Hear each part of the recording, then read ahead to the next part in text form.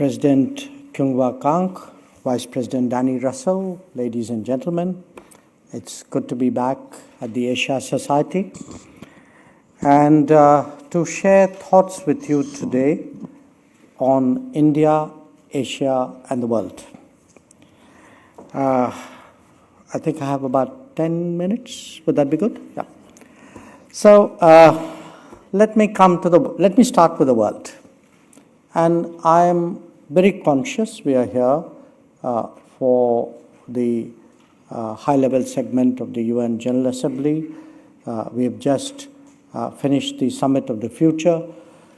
So when we look at the world today, I mean, if I were to pick a few words to describe it, probably one very obvious word to me would be rebalancing.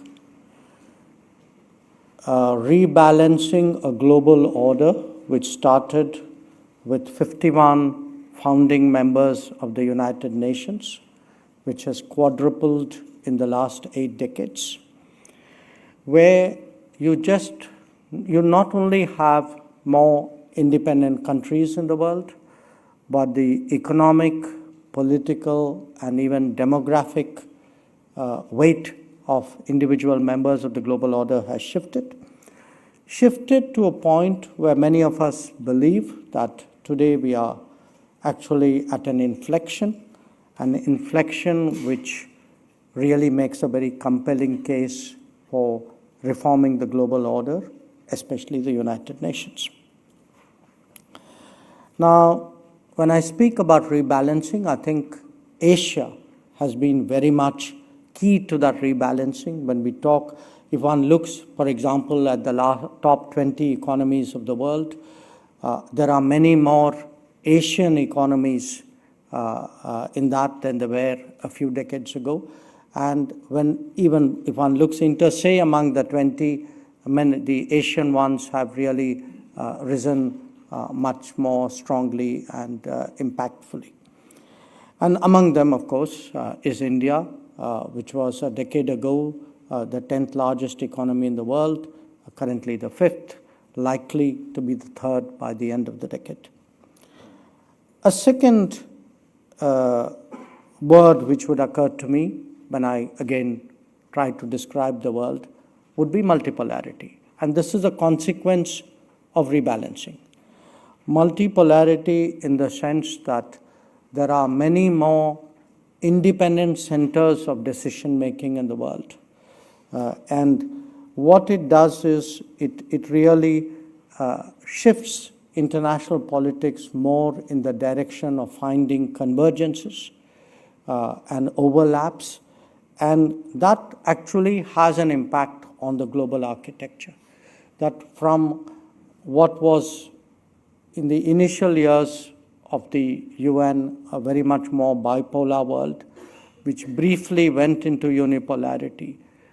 Today, we are looking really at a global landscape which is much more regional, which is, as I said, much more characterized by countries who have their strong interests and which have the ability to pursue that interest. And so a lot of what we see in terms of the world is really how does the politics of convergence play out. And a third word which would occur to me is plurilateralism. It's a very ugly word, but it in a sense, describes a world beyond bilateral relations, but which are short of multilateral. That where countries form combinations based on these convergences and overlaps that I've talked about. And you have really this phenomenon of groups of countries coming together for often a limited agenda, sometimes in a agreed theater to pursue their interests. Now, and again, to me, a very visible example of that would be the Quad, which has been an increasingly, I would say, growing present platform in the Indo-Pacific, and what you described, Ambassador, in the Quad Summit in Wilmington, which just took place, I think is the latest step in the growth of that platform. Now, rebalancing, multipolarity, plurilateralism, they describe a world which is changing, but they don't fully capture a world which has been subjected to repeated shocks. And those shocks actually today have hastened the transformation the world is going through. And the shocks include COVID. The shocks include a world which is witnessing multiple simultaneous conflicts, a world that is seeing intense and very disruptive climate events. So you could say, in a way, the world is changing. Asia is very much at the cutting edge of that change. Within Asia, India is part of leading that change. But that change is today stretching the fabric of the global order, and these shocks which I have described have been stress points on that. And there are two particular aspects in terms of the global economy which I would highlight. One is the supply chain challenge, where what COVID, conflicts, and climate events have taught us is the need for more resilient and reliable and redundant supply chains. And what that is doing is really, in a way, reorganizing the international economy.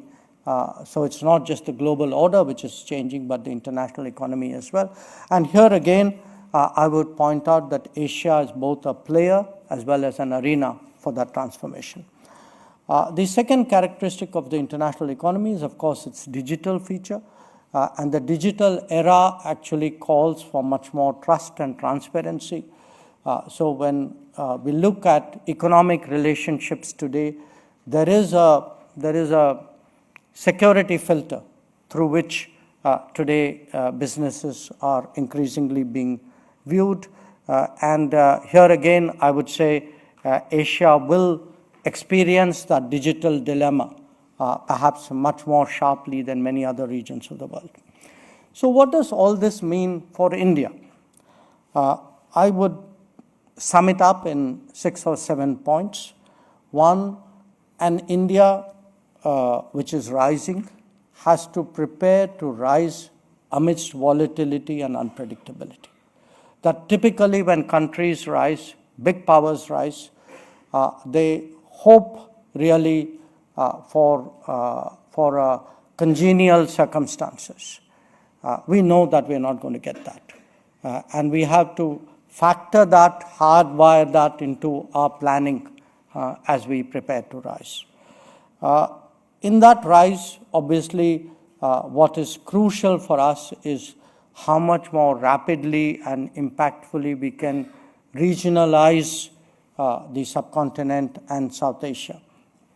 And to do that, we have really over the last decade been pursuing a policy of focusing on the neighborhood in a non-reciprocal, very generous way, so that we can actually drive particularly the infrastructure and the economic regionalization of our part of the world.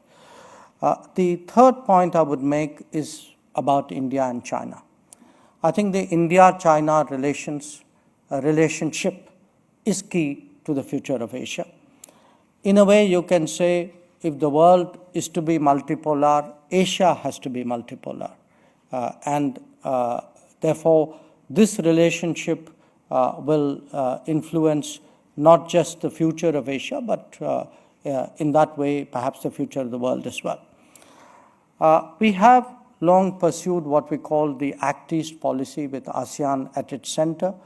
But again, in the last decade, we have seen that mature into something beyond the ASEAN. So I would argue that the arrival of Indo-Pacific as a strategic concept is actually the success of the Act East policy, and the extension of India's interests today all the way to Australia, which is for us today a very crucial Quad partner.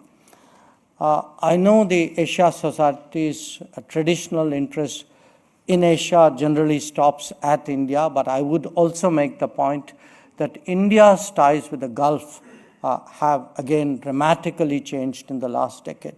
And I would particularly point to some interesting connectivity proposals, initiatives which are on the table, most notably the IMEC, the India, Middle East, Europe Economic Corridor.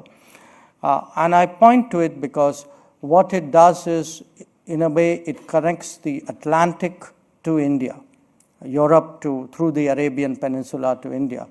And we are in turn trying, obviously with a lot of challenges in front of us, to also build a connectivity to the Pacific through Myanmar, which is called the Trilateral Highway. So it is conceivable, perhaps by the end of the decade, that you could actually have primarily land-based connectivity all the way from the Atlantic to the Pacific, which runs through Asia, and which will have obviously very profound strategic and economic consequences. And finally, I would say what we are seeing, which is a return of history, that the growth, because you have in India recovering from the COVID, posting 8% growth again, very confident that it has perhaps multiple decades of that level of growth ahead of it. And such an India preparing to invest in its own region, in its extended neighborhood, which is very much at the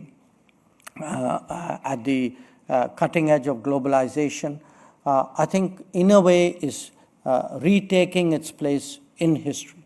So when I picked the title of India, Asia, and the World, I was gently suggesting that perhaps there was a greater centrality to India in the future than we've had in the last few decades, and that would represent a return of history. So perhaps some of these thoughts might be sufficient to provoke Danny into a conversation, and then I'd really welcome interacting with all of you. Thank you very much.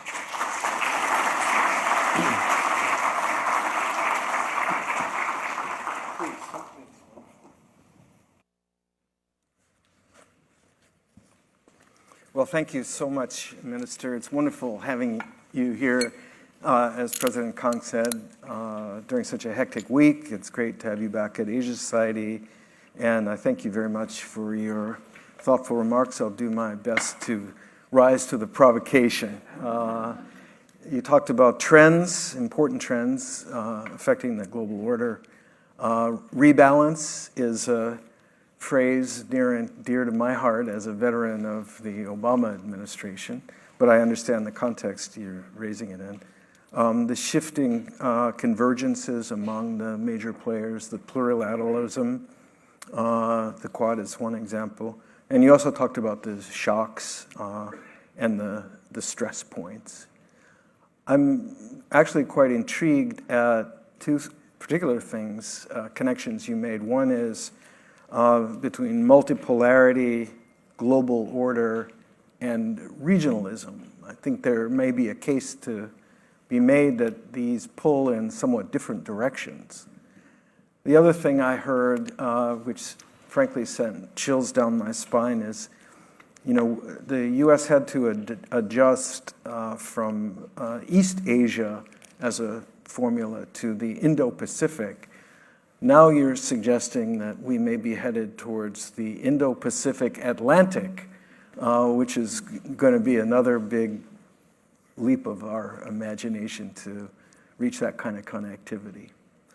But let me dig in a little bit. You covered many of the issues on my personal bingo card, but one thing that is relevant to the world that you didn't discuss was U.S.-Indian relations. Mm-hmm. And I wonder if we could start there and ask you to tell us a little bit about not just what you assess to be the state of the relationship, but against all of these stresses and volatility, What are some of the drivers of progress? What are some of the anchors in the relationship that may keep the progress going forward in the U.S.-India relationship in the face of inevitable change?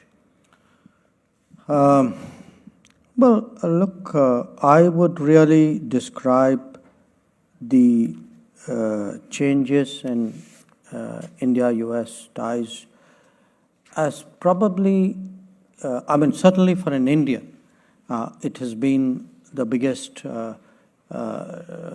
foreign policy, I would even say strategic transformation of our lives. We had seen, if I were to take the approximately 75 plus years after our independence, we had that initial period of non-alignment. Then as we looked at US, China, Pakistan coming together in the early 70s, you had an Indo-India-Soviet Union response.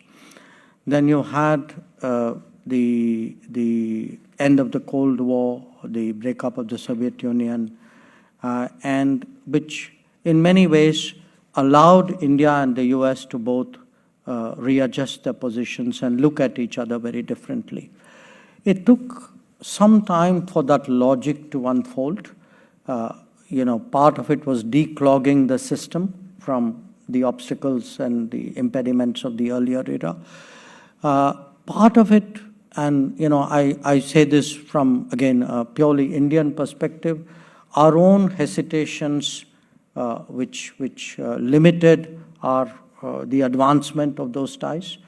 And I would say in the last decade, where those hesitations, the ideological hesitations were not there on the Indian side, we've allowed the natural forces driving that relationship to take it forward.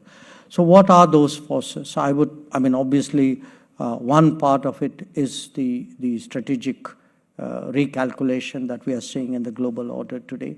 Different countries reassessing their relationships depending on where they see the value of that partnership. And on the Indian side, a perception that the US, our strategic assessment of the US today is positive, which was not always the case before. On the American side, I think a much greater willingness to partner with a country like India, which is not a member of an alliance or a treaty partner. You've actually, you can see that today in the Quad, but in the bilateral India-US relationship as well. So you can see the defense side of it, the security side of it, the political side of it, the diplomatic side of it, play out.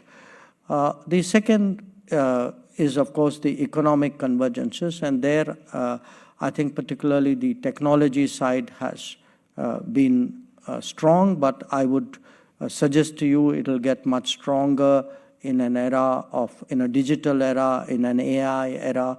I think there's a much greater possibility of a coming together of our economies. And the third would be really, in a sense, I would say the societal part of the relationship.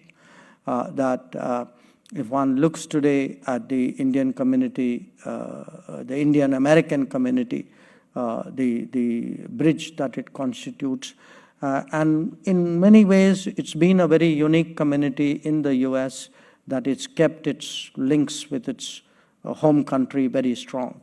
And that has been a very big asset to the relationship.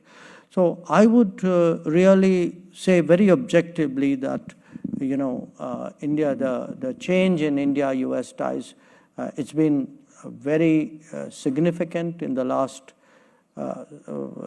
maybe I'd say 20 years plus, 25 years, but definitely it's come into its own in the last decade. And you can, I can give you a range of examples. And the most obvious one would be even in defense, that a country which, where we had virtually no military relationship for 40 years, from 1965 till 2006, where there was not a single American platform in our inventory. Today we operate 4 American aircraft, I think 3, 4 helicopters, so land-based systems. So you can see that as one example, but I could cite to you many others. Thank you. So I agree. On the defense side, I would frankly point to some of the terrific things that the U.S. and India are doing together. I think that's indicative of the kind of shift in paradigm and thinking that you're describing. And I noticed some great things in the fact sheet that came out of Prime Minister Modi's meeting in Delaware, the bilateral meeting with President Biden, including in the defense partnership, the Combined Maritime Task Force, things like that. That's really tackling real here and now issues together in a way. And as you mentioned, in terms of technology, there's now this joint project on semiconductors, building the fab, the first fab, multi-material fab facility in India. So those are dramatic. But let me pick up on the economic point, because we're in New York. This is the city of business and finance, and I know that the Prime Minister, you and your colleagues are engaging with the U.S. business community a lot. So many American companies are de-risking, diversifying, moving out of China, looking for alternatives. There are a lot of them knocking on India's door. But could you talk to us a little bit about, you mentioned earlier, India dealing with obstacles and overcoming barriers of the past. What are some of the obstacles that your government is addressing to facilitate investment and business opportunities, market access by Western and American companies? Look, good question. I would say it begins first with the acceptance that we have challenges. And I think that realization has been very fundamental to the policies of the Modi government. So if you go back to 2014, there's a very determined attempt starting then, but continues to this day, to make it easier to do business in India in different ways, in making the procedural part of it, policy part of it, but also providing the infrastructure for businesses to come in. So we kind of take it in 3 parts. One, what we call making it easier to do business. Second, what could be described as easier to live or easier to function in India. So cutting the paperwork, making the processes of approvals easier. And the third is actually the infrastructure development. I mean, there's been a very significant infrastructure improvement in India. So, you're talking today of an economy which is building about 25 to 30 kilometers of highway every day. And if you take the number of airports in the last 10 years, they've doubled. If one looks at, the railway movement, that has improved. The turnaround times in ports have improved. The number of industrial estates have grown. So you need a combination of all of these really to attract business. And I think it's worked to a large measure, but there are, there's obviously great scope for further improvement. And if I look back at the last 100 days, today is the 24th, right? So we are 107 days into the 3rd term of Prime Minister Modi. And in the first 100 days, among the big initiatives that were taken were the idea that there'll be 12 big industrial nodes in India, where we would actually create an environment for making it easier for manufacturing to set up shop in India. Two, doubling down of investments on rail, road, and ports, particularly ports, and connect it with the industrial nodes. And along with that, a big program to skill human resources to meet, the needs of industry at this point of time. So we are taking it very seriously. For us, this has been really, I would say, thrust area of the foremost priority. Fascinating. Just stepping back to the Quad, which you mentioned, and your overall remarks about the emergence of more both regionalism and multipolarity, I wrestle with what seems, to me at least, as something of a conundrum of India's simultaneous active membership in both the Quad and the BRICS, and for that matter, the Shanghai Cooperation Organization. We can chew gum and walk at the same time. All right, but can you be all things to all people and all regions? Does that really work? Look, it's not that we are all things to all people. We are ourselves to all people. And the idea that countries must operate in a particular context or a particular structure, that's a very post-45 Cold War-ish idea. Times have moved on. So there are today a lot of countries who feel that their freedom of choice, their operational flexibility should not be constrained because their interests are much more complicated and much more diverse than the binary picture which the Cold War era represented. So, certainly this, what I say applies to India, but look at the BRICS. You have today countries like UAE or Egypt or Saudi Arabia. Now, these are countries which have had strong relations with the West, still have strong relations with the West. So it's not like by being in the BRICS or being in SCO, you are necessarily sort of turning your back on your other relationships. I think it is that ability to operate in multiple contexts and multiple spaces, and that to me is a characteristic of the current era. Well, can you help us understand a little bit about what India gets, what benefits accrue to India from participation in the Quad or participation in the BRICS or the SCO? Is it the same? Are these substantially different? And which of these, do some of these represent the future and some of them represent the past? No, look, I think all of them represent the future, partly because I think I'm myself part of the future. So you're kind of growing with that. If you look at the Quad, you have 4 countries. They're all market economies. They're all political democracies. They're all pluralistic societies. They also are all maritime powers.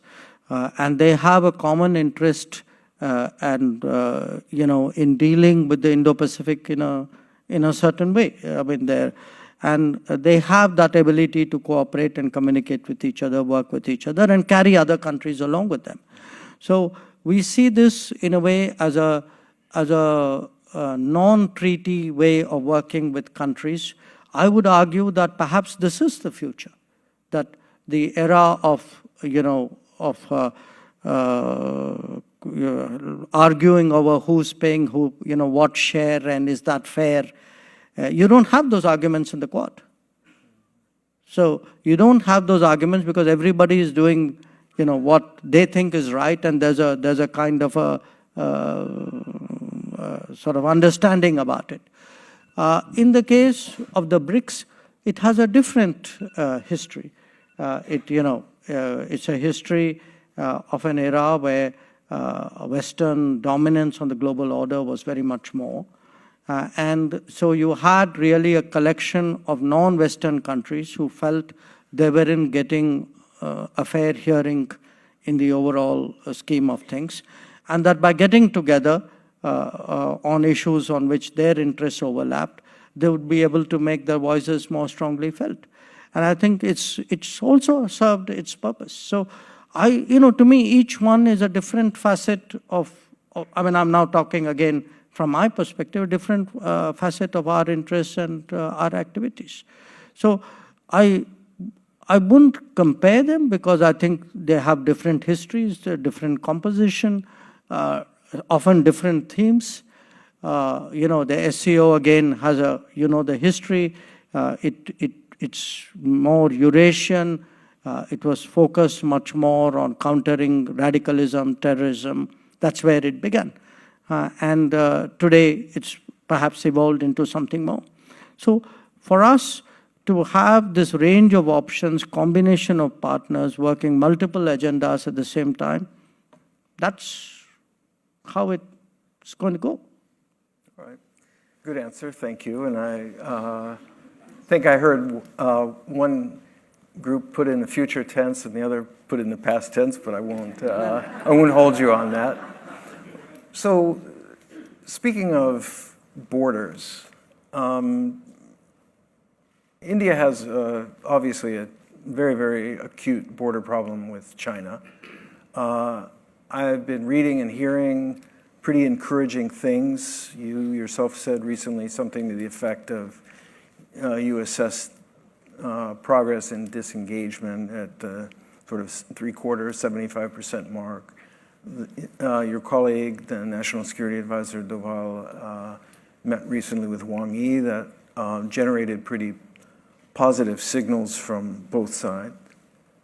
At the same time, it's not much of a secret that India, shall we say, has a China problem.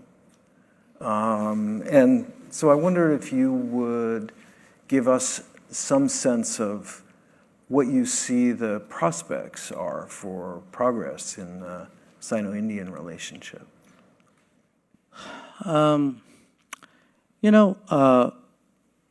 We have a difficult history with China, a history which included a conflict in 1962. It took us 14 years thereafter to send back to ambassadors. And it took another 12 years after that really to come to some kind of modus vivendi. And that happened in 1988. And the basis of that was that we would develop a relationship ensuring that there is peace and tranquility on the border and on the border areas, because the border is not agreed to.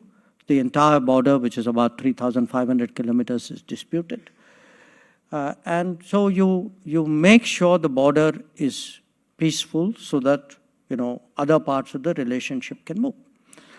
Now, to make sure the border was peaceful, you had a series of agreements in 93, in 96, in 2005, 2006, 2012. So each one of these agreements went into greater and greater detail on how to ensure that the border remained peaceful and stable. Now, the problem was in 2020,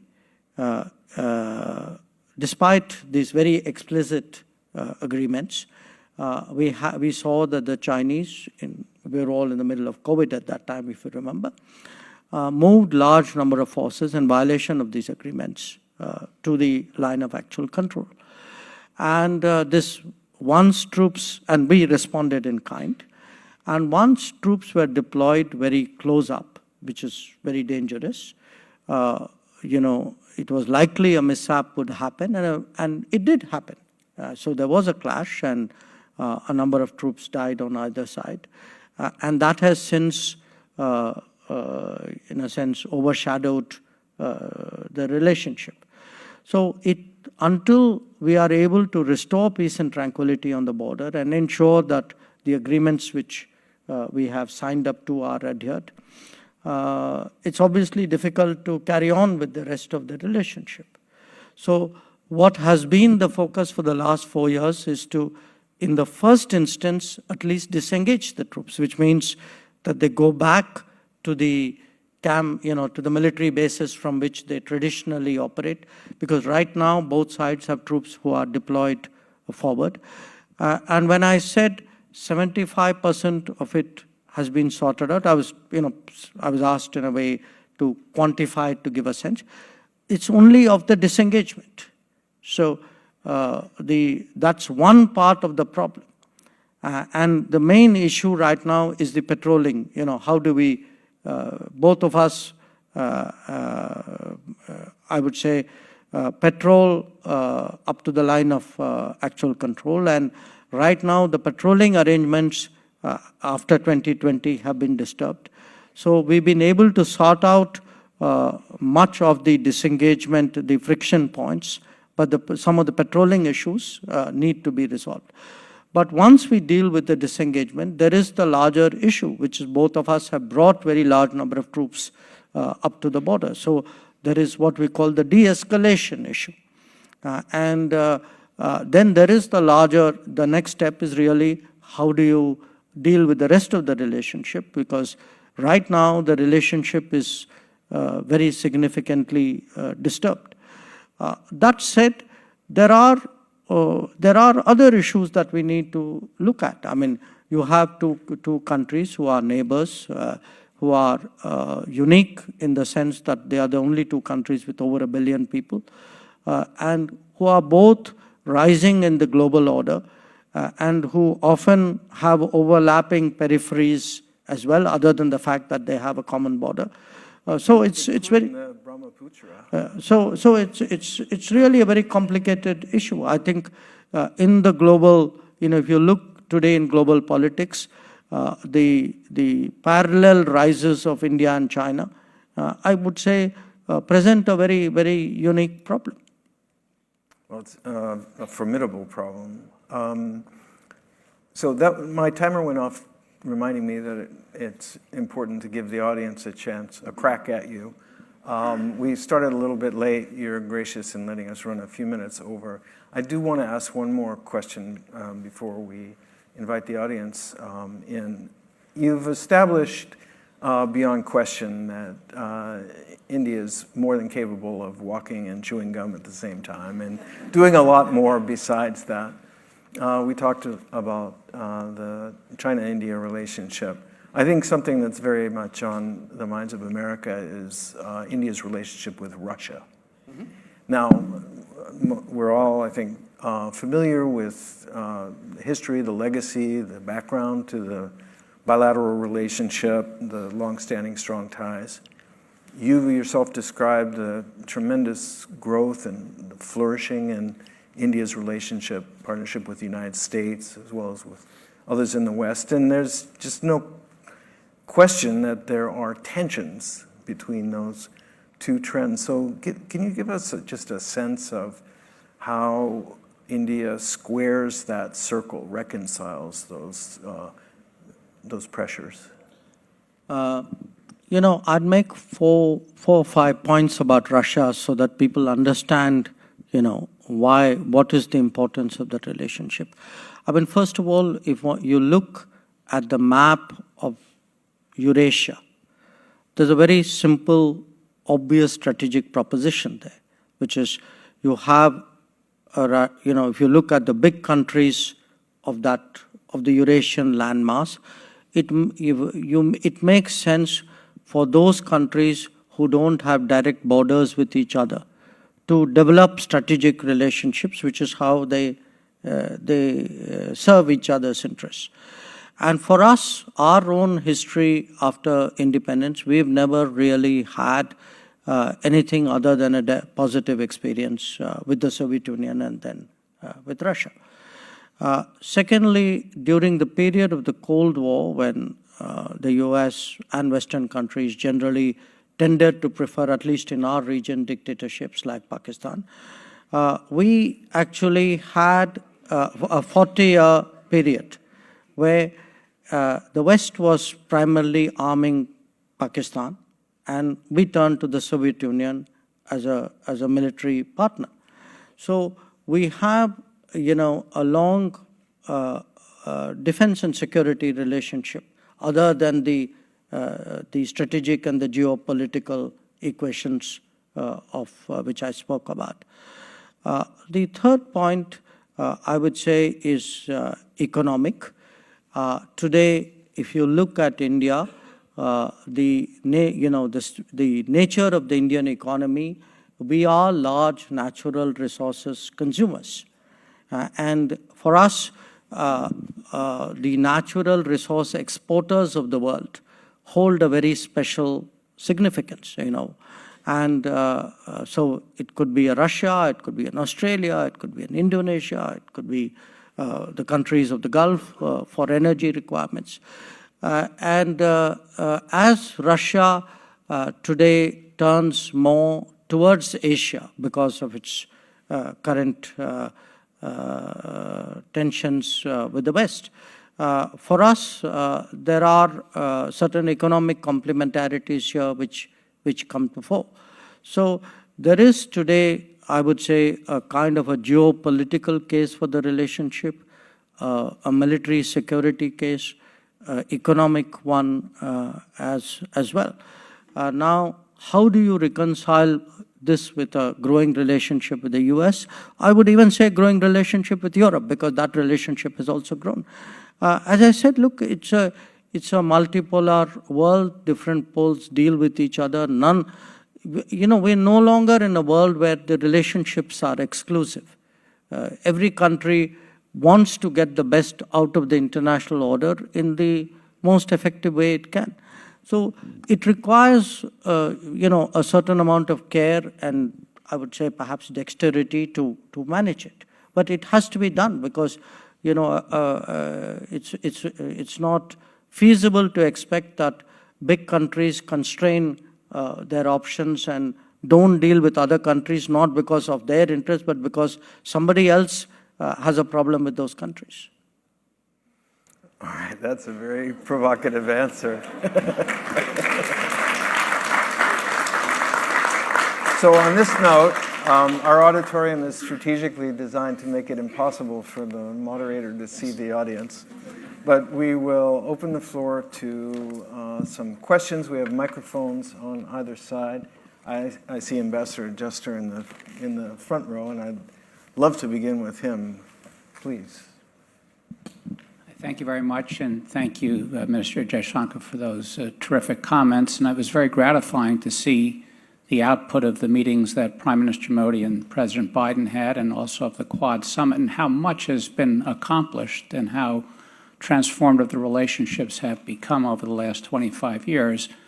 And we continue to deepen the relationship, and you spoke about, especially in the area of critical and emerging technologies, among other things.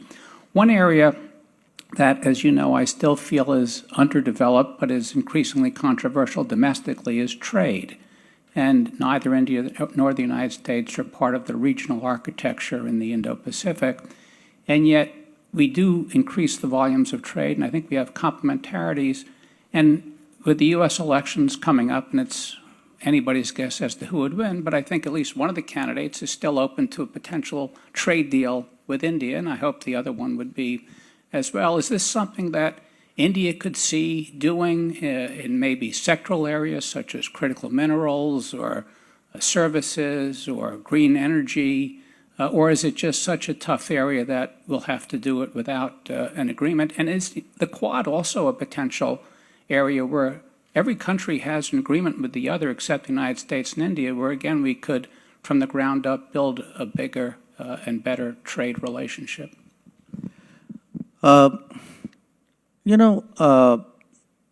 Ken, the truth is free trade agreements are not the most popular things to do in the world today. This is not American observation or even an Indian one. Across the world today, there is a sensitivity, there's a social, political sensitivity on free trade, which probably there wasn't 10, 20 years ago.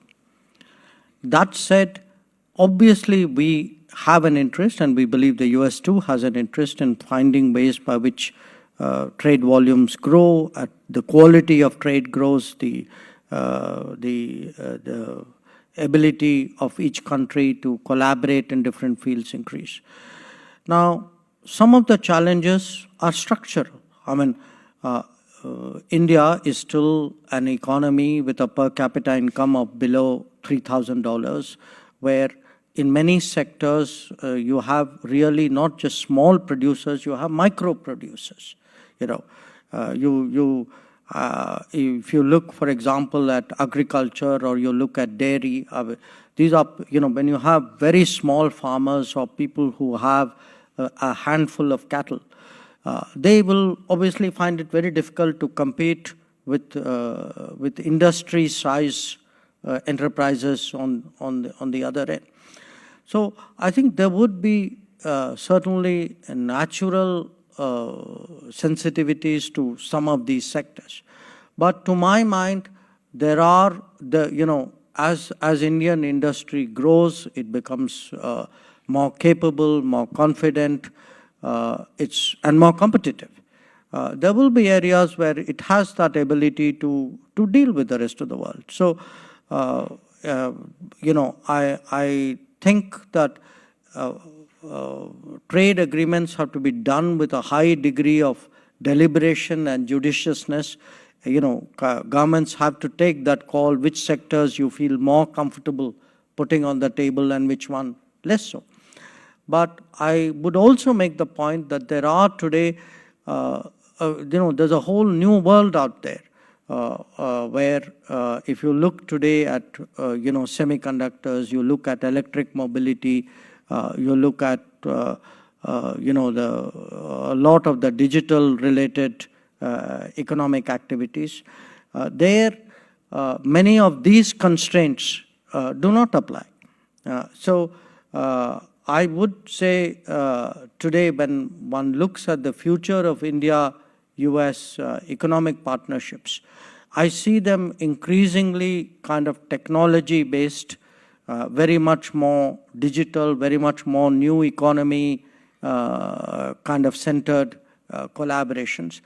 And quite honestly, even with the current administration, we came to the understanding that, look, something like the Indo-Pacific, the IPEF, was a good way of working because it doesn't have the kind of binding commitments which probably any administration in this country would find it hard to get through the Congress, and it similarly relieves us of some of those burdens in India as well.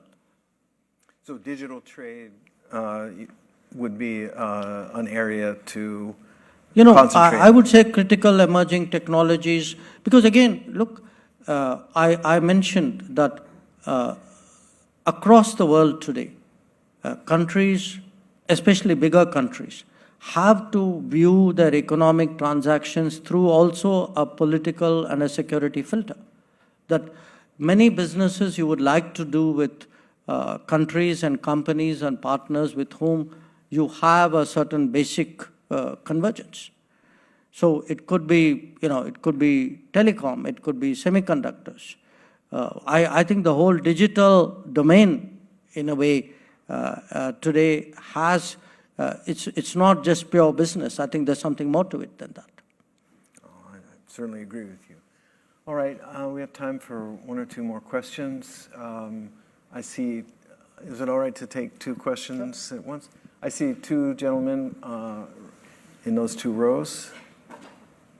And a question, is a sentence with a question mark. So Dr. Jaishankar used a very interesting phrase, non-reciprocal aid, in his initial remarks. And that's something India has given lots of unconditional aid to Bangladesh and Sri Lanka in particular, which seems to have not brought benefit. There have been government changes there which seem to be potentially adverse for India. So I'm curious how Dr. Jaishankar thinks about that. And in particular with Bangladesh, there's been lots of very concerning news about the religious minorities, Hindus and Buddhists in Bangladesh. I'm curious how India thinks about its role in protecting those minorities there. Thank you. One other question? You made the case for maintaining a strong economic relationship with Russia because of historical roots.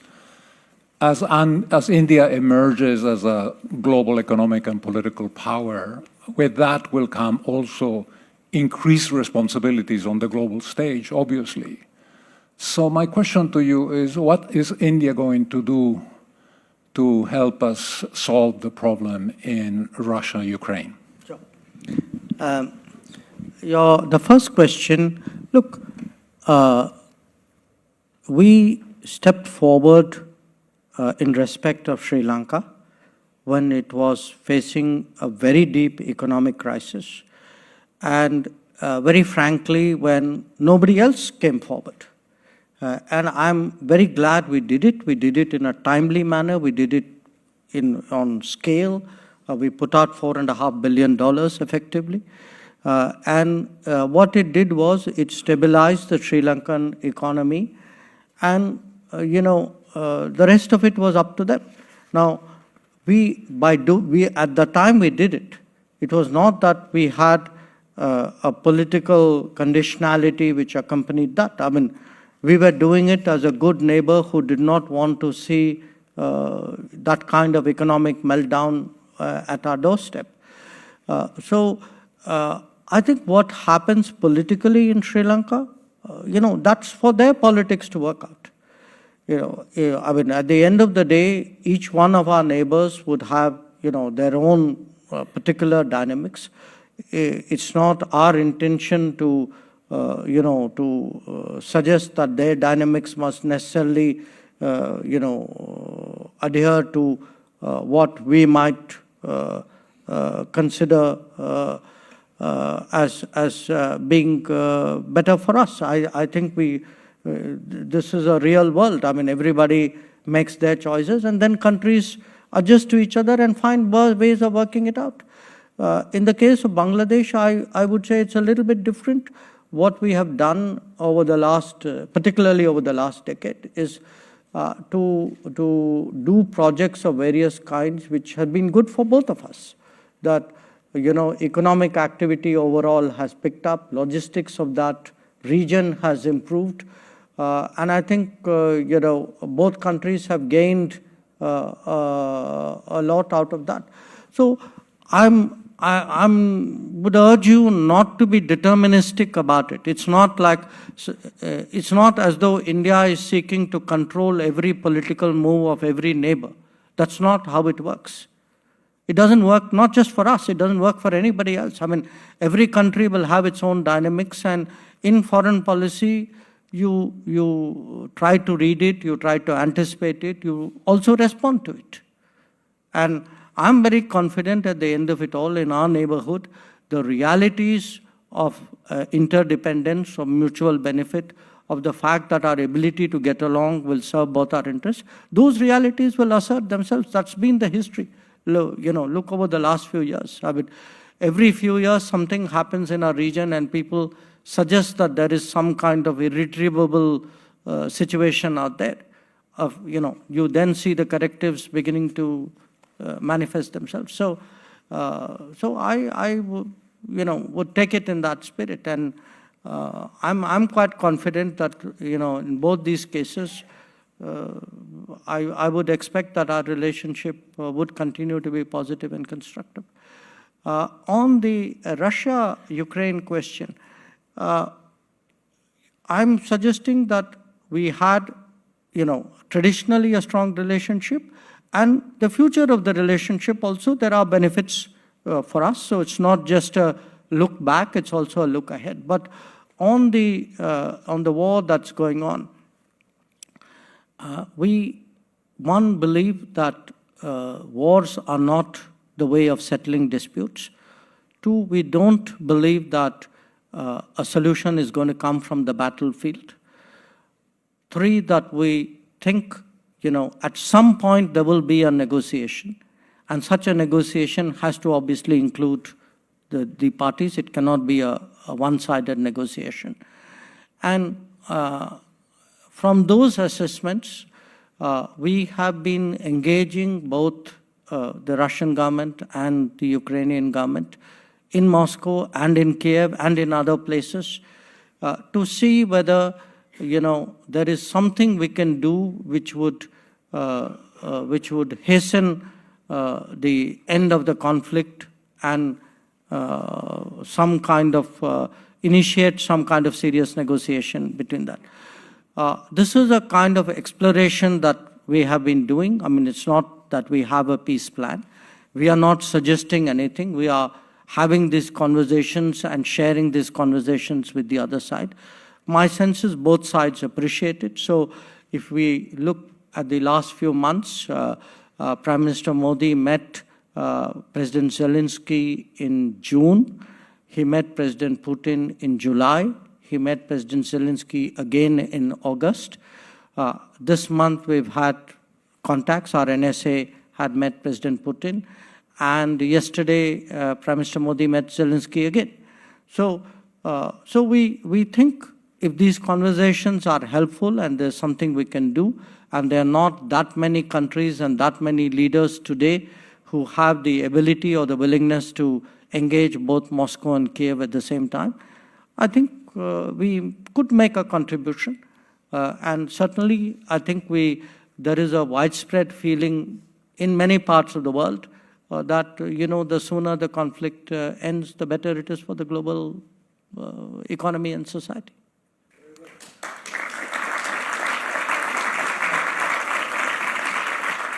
Minister, obviously there's no dispute at all on your 3 points and your hope for a resolution, satisfactory and peaceful resolution soon.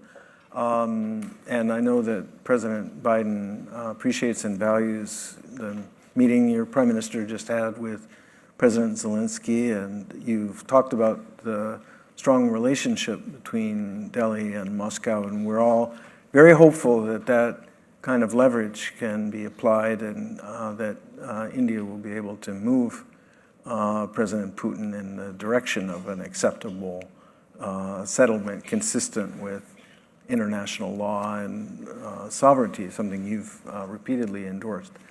I owe an apology both to the audience and probably to your dinner host for making you late. We've simply run out of time for questions. This has been a fascinating conversation for all of us.